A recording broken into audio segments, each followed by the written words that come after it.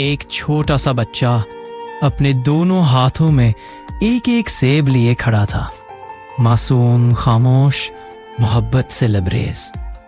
والد نے مسکراتے ہوئے کہا، بیٹا ایک سیب مجھے دے دو۔ بچے نے کچھ کہے بغیر ایک سیب کو اپنے ننھے دانتوں سے کاٹ لیا۔ والد حیران ہوئے، کچھ کہنے ہی والے تھے کہ بچے نے دوسرا سیب بھی کاٹ لیا۔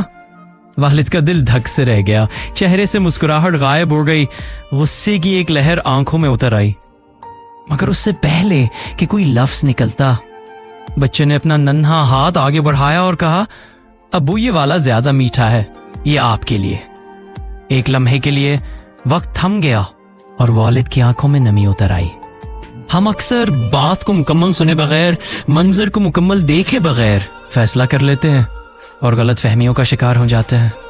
زندگی میں ٹھہراؤ ضروری ہے، سمجھنا، برداشت کرنا اور پھر فیصلہ کرنا، یہی اصل دانائی ہے۔ اے رب کریم، ہمیں ایسا دل عطا فرما جو جلد بازی سے محفوظ رہے، جو دوسروں کے عمل کو حسن ظن سے دیکھے، جو ہر لمحے نرمی، فہم اور صبر کے ساتھ جڑا رہے، اور جو تیرے بندوں کو تیرے نور سے پہچانے۔ آمین ثم آمین۔